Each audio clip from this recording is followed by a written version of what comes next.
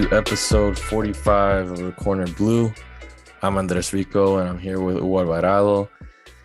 And it seems like we've hit the end of the road for Qatar. Unfortunately, Uwa and I are chatting a couple hours after the match against Jamaica, the 1-1 draw. Of course, feeling a little down, a little low about it, but we're going to break it down a little bit. So thanks again for tuning in to yet another episode. Uwa, how are you doing, man? Doing well. I think that mathematically we still had hopes, but a part of me was kind of already on 2026. But then the commentators on Telemundo kind of hype it up a little bit, and then they make you think that, hey, they can do this if they win the next 3 games and they get the other combination of results. Kind of brings your hopes up. But yeah, I think it is what it is, and it's time to focus on what's next, I think. Yeah, I mean, once the match against Canada, kind of the wheels falling off before the match even started, I think that kind of set the tone for that evening. And lo and behold, one of the weirdest goals I've ever seen was the one that basically was the nail in the coffin for La Selecta's aspirations for the next World Cup.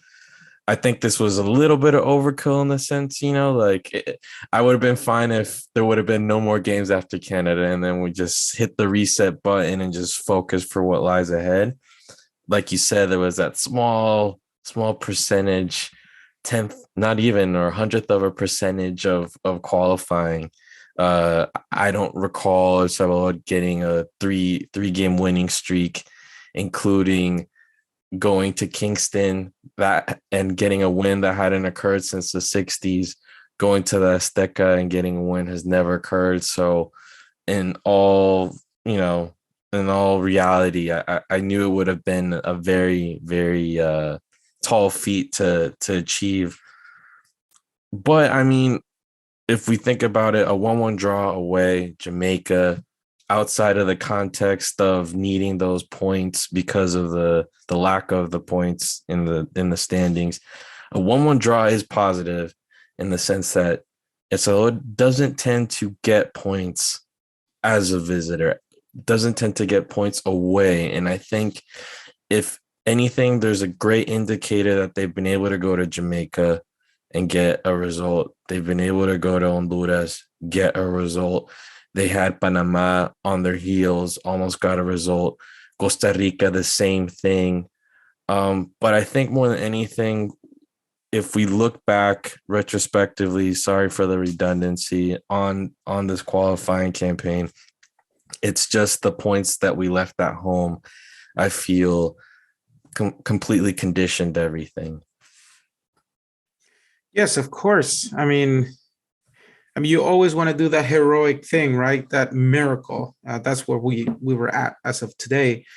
But the reality is that you have to fight every game, and you need to get points in every game. In the final round, the octagonal in this case, if you want to have real chances, we left a lot of points. The points at home, of course, and then we also had those opportunities here and there to get some points away. Costa Rica was one of those games, that we were up. We played really well first half, and then second half we kind of went down and lost that game. And yes, I mean, you need to add points as much as you can, and we failed to do that at the beginning of the qualifiers, and now this is kind of part of that, that we didn't get those results. Of course, the home games are always crucial. They're critical. If you win every home game, you have more chances, even if you don't manage to get any points away. When you get to the final stage of the last 3 games, we will still be alive with real possibilities. So yes, home games are critical, and we didn't manage to get all of those points at home. Yeah, I think that was the main weak point in this team.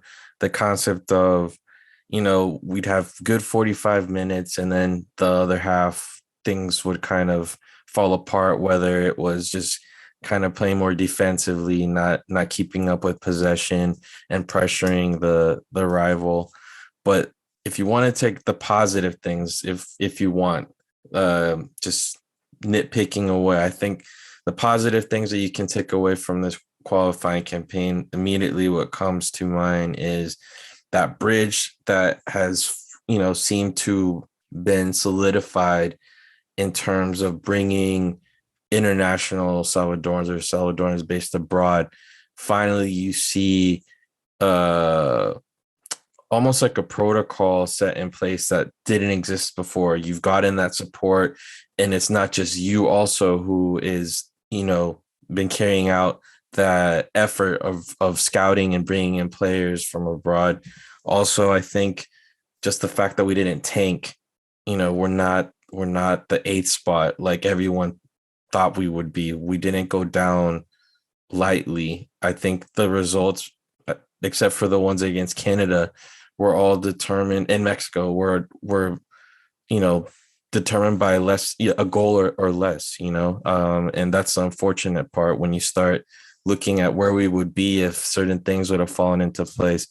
But I think just this new era, or the dawn of a new era, I think is one of the main things to take away from this whole campaign. Whether or not Hugo Perez is at the helm, I don't think this qualifying campaign is enough to create drama or pressure that there would be a regime change as we've seen in the past. I think this is just the beginning of his tenure, and we'll see how the team moves moving forward. But what are some of the positive things that you take away from this whole campaign? I think you summarized it, and I mean I share your opinion. Um, I mean, we hadn't been in a final round in 12 years, right? 10, 12 years. And yes, let's not take away from what De Los Cobos did to he played his part as well to He started the he campaign. started the campaign, and Hugo Perez brought it to the next level. Um, it, I think one of the biggest gains, or the one of the positive things that I see in the what we in terms of what we achieved in the last year, is having a coach for the first time, and at least for the first time since I've been highly involved, or not even highly involved, but since I remember watching my first qualifiers, vaguely 94, I would say 98 was my first real, like I was really on top of the qualifiers. This is the first time that I actually see a coach that is having a holistic approach towards national teams. Um, in at least to the extent that he can cover, which is the coaching, right? We have a coach who is overseeing the under 17 program, the under 20 program, and the senior team program, and the U23 in between whenever that happens. We hadn't seen that in a very long time. We see a coach who really wants to leave a legacy in the Salvadorian national team. He's not there just to get his paycheck And move on to the next stepping stone. and move on to the next thing.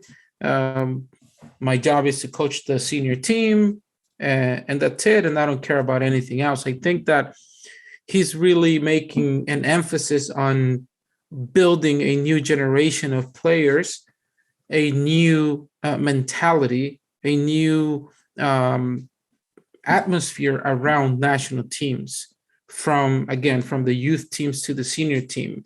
Part of that, as you said, is incorporating all of those foreign born players. something that I've been a big advocate for a long time. That's what I've done for a long time. And the fact that he's managed to do that in a very smooth way, in a way in which things will never be perfect, but it seems like the guys who come from abroad are being welcome and um, are joining the national team smoothly, and I think that that's a positive. And we've seen the whole mentality around the national team and even the fans. For even though Carlos de los Cobos was getting results, the fans they were not really that engaged with the national team. It was just criticism, criticism, It was just criticism. right, and I think now there is, for the most part, of course, there's always the ones that don't support the project because the players from their teams are not there, and you're always going to have that. But for the And most the part, results, throughout the qualifying campaign, I think he reached his peak. Okay, fans almost reconciling across the board after the Gold Cup. During and after the Gold Cup, it seemed that okay, he piqued the interest of fans that were skeptical. And I think as the campaign, the qualifying campaign played out, that's where the naysayers, it kind of just the way our culture is built, where we almost thrive more on criticism, negativity, blaming, and finding scapegoats rather than just being able to step back and try and see things from at a macro level. So I think the more negative results came, it justified your typical naysayers. There's people that just wanted to find something that stuck and would say anything negative that they could. yeah, I mean, those are the people who I don't know if in my lifetime I will ever be able to understand them. And I listened to an interview recently that Hugo had with someone. I think it was Hugo or Jerson. I don't know. They're both have been in a lot of interviews lately. But somebody asked them, what are your thoughts about those people that it seems like they want you to fail and they're just waiting for the national team to fail, almost to celebrate it, and they're actually looking forward to that. I've seen that a lot, and of course I see it in sports because that's my world, and I'm talking specifically El Salvador, but it happens in other areas as well. So it's just kind of part of the culture, unfortunately. Very difficult to change. And yes, I mean the most difficult games, we knew the most difficult games were going to happen in the octagonal, and it wasn't going to be easy. It was likely that we were going to lose a lot of the games, and those people opportunistic take those opportunities to criticize the process. But the reality is that if we want to see change in the national teams, we have to do something different. And what is the typical approach of the Salvadorians or Salvadorian Federation when something like this happens? Let's get rid of the coach. Let's wait until we have the next tournament in a month. We hire a new coach, and that's it. That is the behavior that has not taken us anywhere. That type of behavior is the one that has set us back 30, 40 years in the soccer world. So my hope is that this time around, we change that. If we change that and in 2026, we see no improvement, then say whatever you want to say. Say whatever you want to say, but at least we tried something different. We gave it a shot. We gave a coach an opportunity to do a full cycle and see what happens. Yeah, and this is all happening within the context of the FESFUT, whose structure has stayed pretty much the same throughout the last, 10, 12 years. And I think that you made an interesting point, which is the fact that there seems to be an understanding, a certain harmony for lack of a better word, between coaching staff and the federation throughout this qualifying campaign, even though we've seen typical hiccups happen here and there with how certain things have been dealt with. But for the most part, I think if you have a green light, if you have that cushion to keep the ball rolling, especially now that you have Nations League coming up, you have Gold Cup next year, you have this ability to start the process new in a way that if even the Los Cobos would have had that chance early on, or let's say Lara would have, or Roca would have, things would have ended up and looked very different. But in spite of itself, La FESFUT truncated each process at an untimely moment.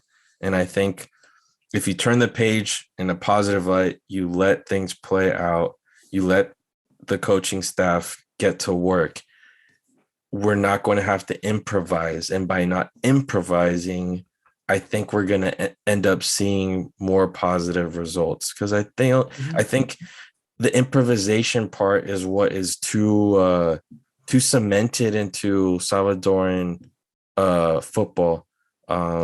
You look at the way the clubs are run.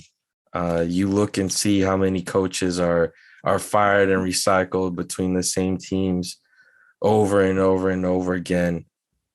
Teams will have up to 3-4 coaches throughout a 6-month period. It's ridiculous. And you can't do that with the national team. And that's why we've been stuck and stagnant for years. And so I think if you let a whole process play out, you're going to see the difference. We were short a couple matches by 1 goal in a process that started less than 6 months before this campaign began. And I think that it's a true signal of why things didn't work out this time. But despite all the weight against, or the momentum against, I feel that the coaching staff was able to field the decent team for the most part. You know, the triple match days, the injuries, COVID, drama off the pitch.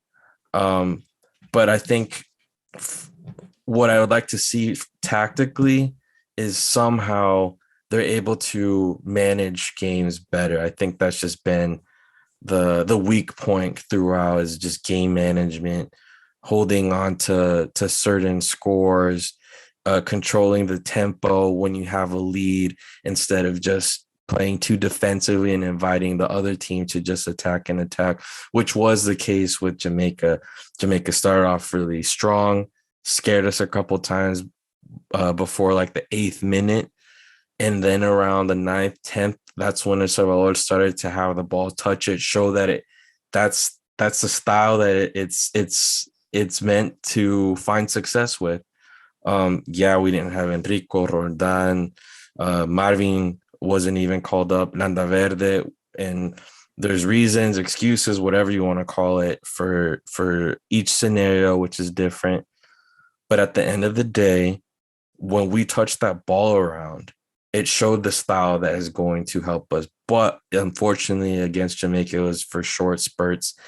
And once people got tired, once people got carded in the second half, it was harder to keep that connection going, keeping that possession. And we ended up doing what, the tendency's been, which is just giving up possession and letting the other team attack. And Jamaica deserved that tie. It even deserved a win, in my opinion, considering the ball that came off the post, the early shot on goal to start up the game, and just the fouls that were given close to the box that we got fortunate that didn't get converted. So obviously I'm feeling disappointed. I feel not as pissed off as I did after Canada, but it just gives you some time to think rather than react and look forward to certain things. I'm still going to watch the remaining 2 matches just because, Costa Rica has a lot on the line heading into the match on Sunday. and it's our last home game. You don't know if it's going to be the last match of this stature at El Cusca, because we don't know what the future holds in terms of the new stadium. And then El Salvador playing at El Azteca. I mean, it's a majestic stadium against one of the top teams in the area. That game does not happen that often.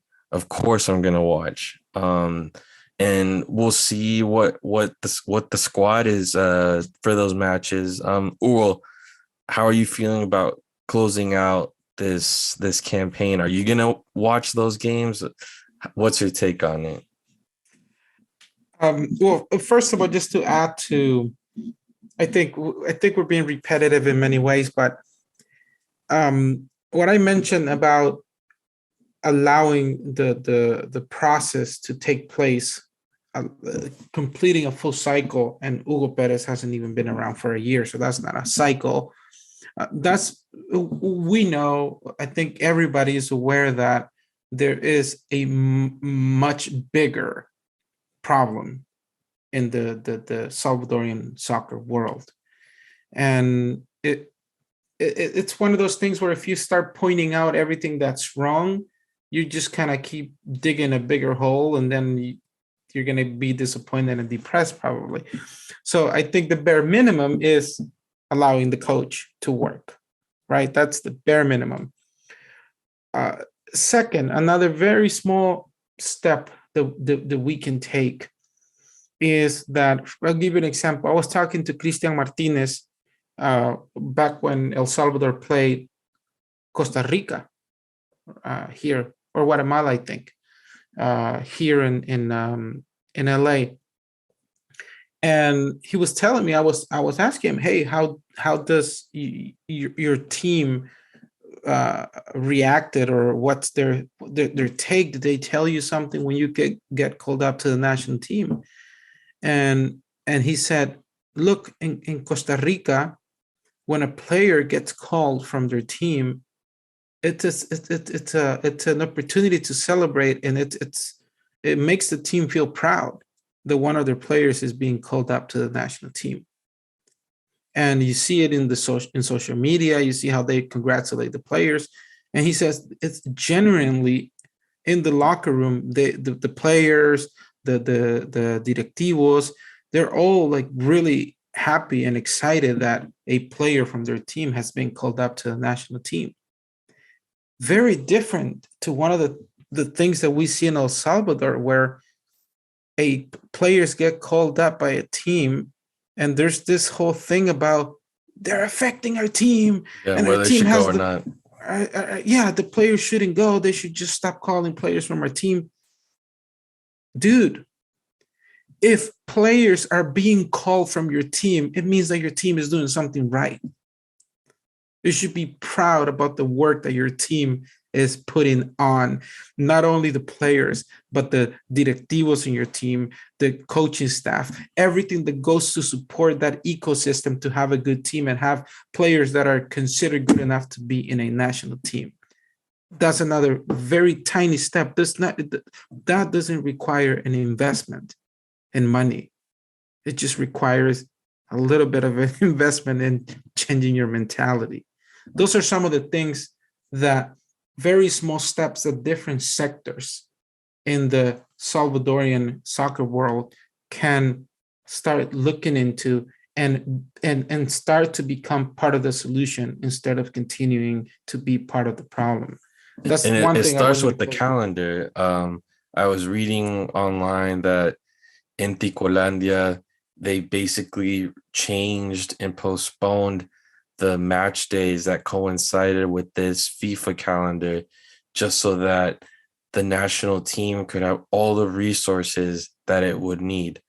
And you look at El Salvador, FAS played, what was it, yesterday or 2 days ago? Mm-hmm. Alianza played today at the same freaking time, and lost, by the way, to Chalate. And then you see Landaverde wasn't called up for whatever reason. Marvin wasn't called up. And like you said, it's counterintuitive. You'd think that by providing all the resources possible for the national team and the fewest distractions and all the support that, isn't even financial. I mean, just let the guy go. And if he gets injured, you should have insurance for that, or you have a squad that's stacked enough so it is counter to it. And I think that's something that needs to be learned. And we've mentioned it here. It's been mentioned for years, and it's still something that it seems that there needs to be an agreement between league and federation that, hey, if any of us does well, we all benefit from it one way or another. Exactly. Yeah, that's hopefully that starts to change. And in terms of your question, yes, I'm going to watch the games. The excitement is less, but the part of me that wants to see how this team continue to develop is there, and I want to see it. And the games that are coming up are not going to be a piece of cake. Costa Rica needs to beat us, or at least not lose against us to stay alive. If they beat us, they're almost in the repechaje. And I hope, and I don't think that our team is going to give anything away. I don't think that's going to happen. I hope not. And I trust the guys, and I trust the coaching staff, and I know that the team is going to take every game seriously. Any of the 2 games remaining. If Costa Rica wins, let's just put this scenario. If Costa Rica wins the next game, Mexico, it's not. Mexico could potentially be in a 4th place. So it could very well be that we go to the Azteca next week with Mexico being obligated to beat us. So that's going to make the game even more fun, more exciting and highly competitive for our players. So yes, I'm kind of, a little bit down about the fact that we don't have any mathematical chances to go through, but I'm still going to watch the games. I still want to see how the guys do. I think today we didn't have the best game. I think we struggled a lot today. We rarely had the ball, which is our strength. And we got lucky several times. Several times in the game, we got lucky. Some of our players didn't have their best game. Jairo didn't have his best game today. And he's an important player for us. We generated very little in the midfield. When Santa Maria came in, I think he made a difference.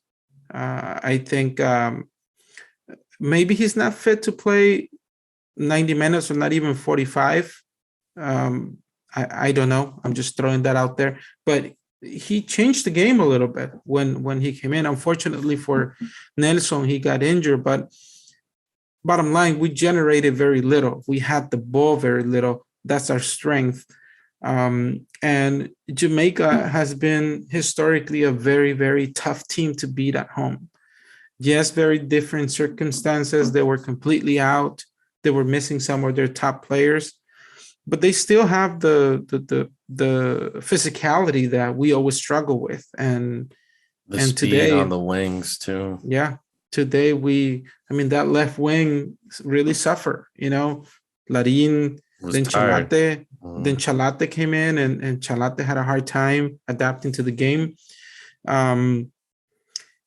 At the end of the day, or at the end of this whole process, you mentioned that you like to see a team that can hold on to results better. That's going to come with experience and playing together and playing competitive games against these kind of games. Exactly. So that's part. See, that's kind of like a byproduct of continuity with the coach, because another coach comes with a different mentality, and we said this here before. Maybe Perez wasn't really calling all the players that deserve to be in the national team now, because he was finding a combination, a balance between experience and the next generation.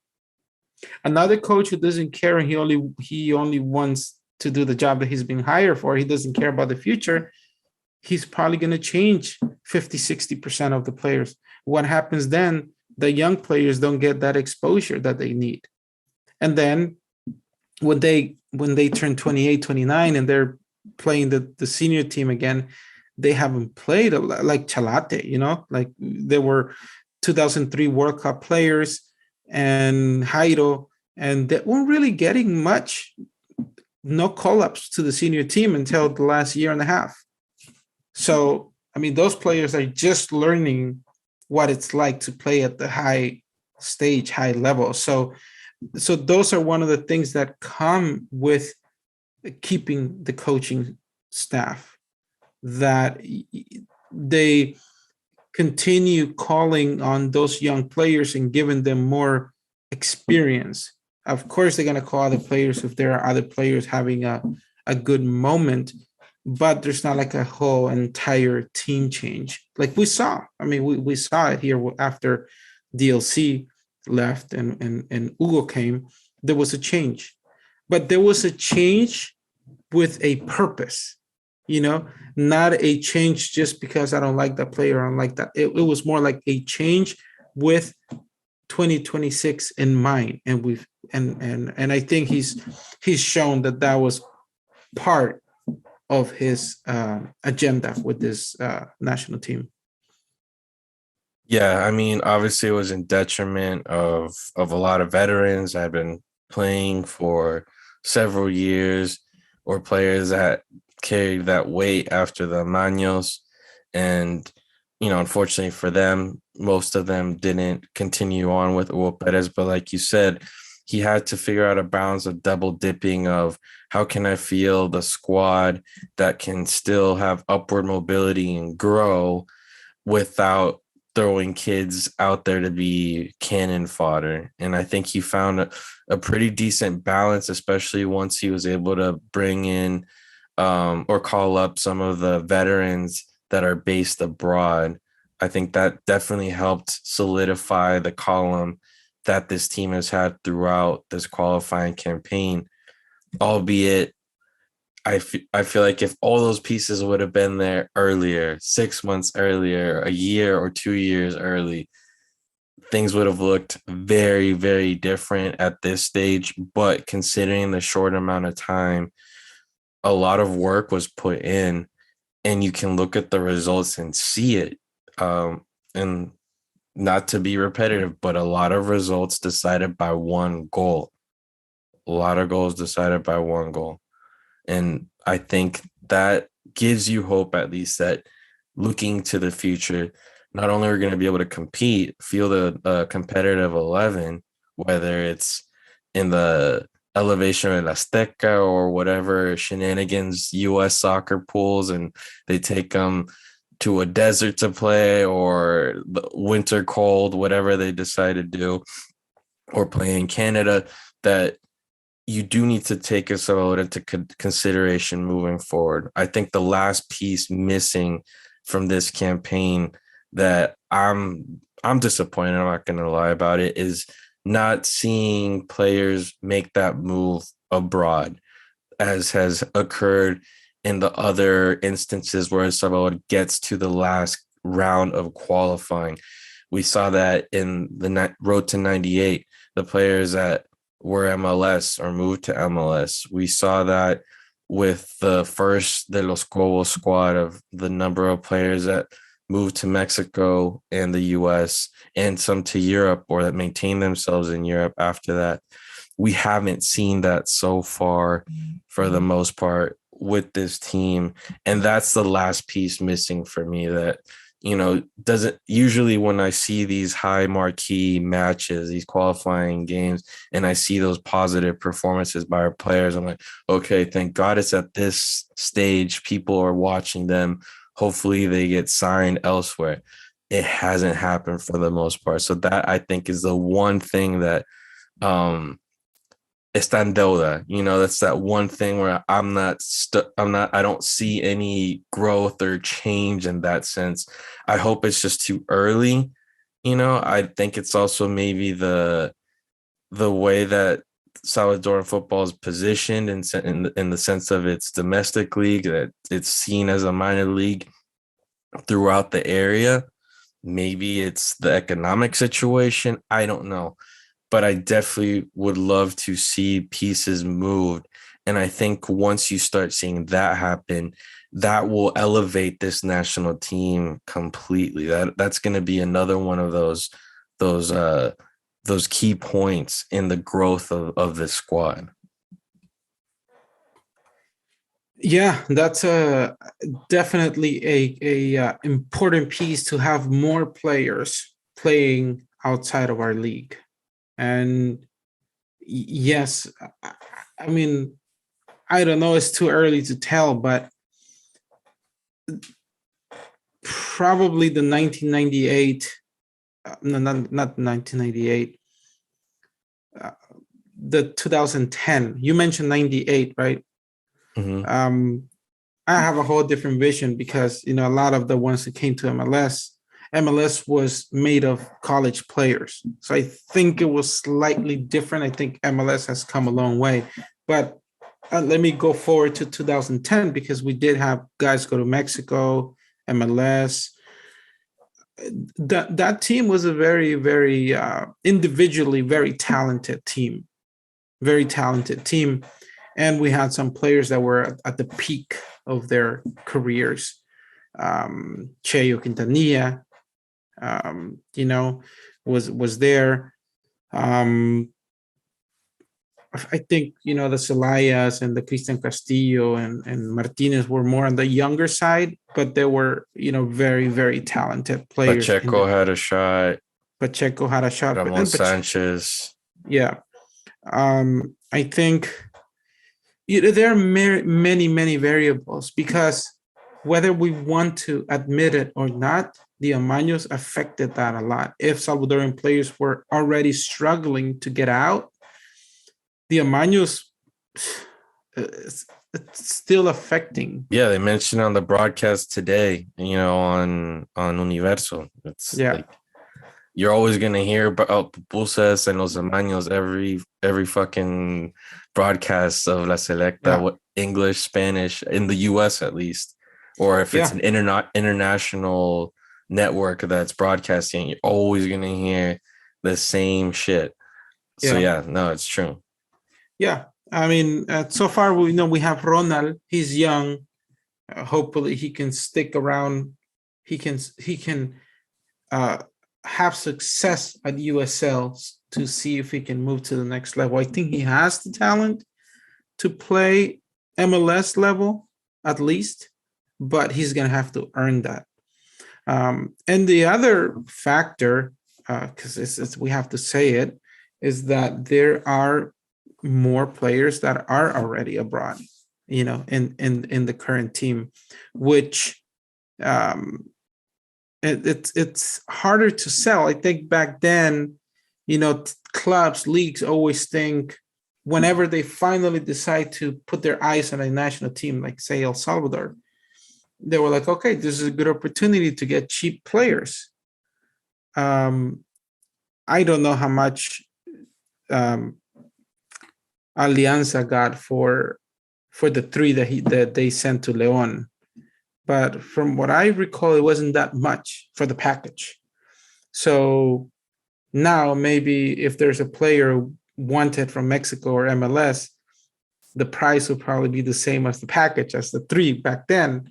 So, the teams are like, okay, if I can get a mid-level player from Argentina, that maybe it's not a national team player, but it costs almost the same as the Salvadorian guy, they're going to go for the Argentinians because the Salvadorians haven't really built a name for themselves. If anything, there's some negativity around it. That's part of it. And that's part of the change that I think Hugo Perez wants to bring to this team, because the more disciplined the players are outside of the field, on the field, that might start erasing some of that bad rep that our players have. And one is going to get a chance, and that one player is responsible for doing their best to open more doors. Yeah, and you mentioned that, and then you just think of the situation right before the Canada match. And you're like, God, that's like the last thing, that the last type of publicity needed is the team threatening to go on strike or leaving a concentration, leaving camp, and leaving things to the last minute. But yeah, like I mentioned, that's like the one point that I think still needs to be resolved or to see come into fruition from this campaign is the showcase leading to players signing abroad. And I think with that, ladies and gentlemen, we're going to close this episode, because I think we'll do one more on this campaign once we close it out, and we'll be able to go over the upcoming matches for the U20s. The female national team has very important qualifying matches coming up the first and second week of April, if I'm not mistaken. So we'll be talking about that later on. That's, I think, one of the silver linings of basically I'd say this, restructuring, or at least this rejuvenation of the federation and what it's doing with certain efforts. And it's been amazing to see the women's game, taking flight. Basically, it's something that I had never been able to watch a female match on TV. It would always be on YouTube or something like that.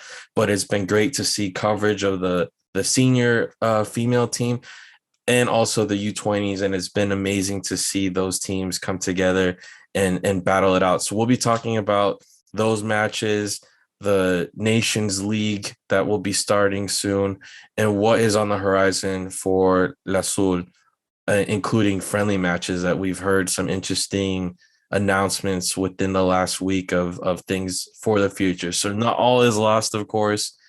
We're almost wrapping up on this qualifying campaign. And unfortunately, for the 42nd year in a row, we're not going back to the World Cup. I still have yet to experience that in my lifetime, and it can't come soon enough. But with that, thank you again.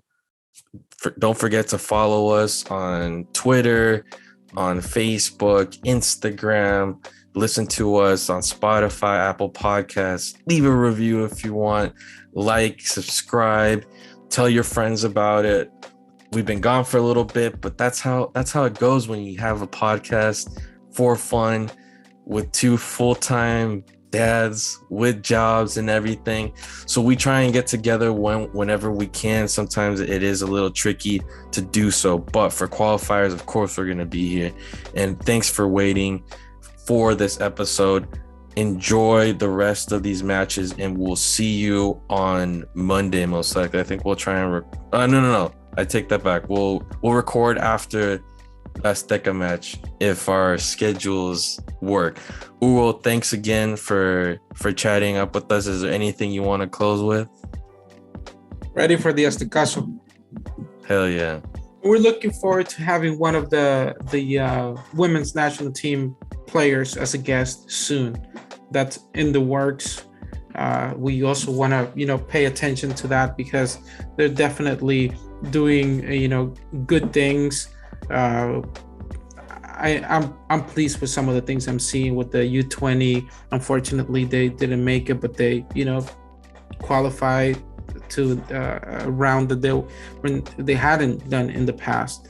And as the men's team, the women's national team is also getting a lot of players from abroad, and we are working on bringing a guest from the women's national team. Hopefully that can be soon. So there you have it, ladies and gentlemen. Thanks once again for tuning in, and we'll catch you next time here on the Corner Blue. Have a good one.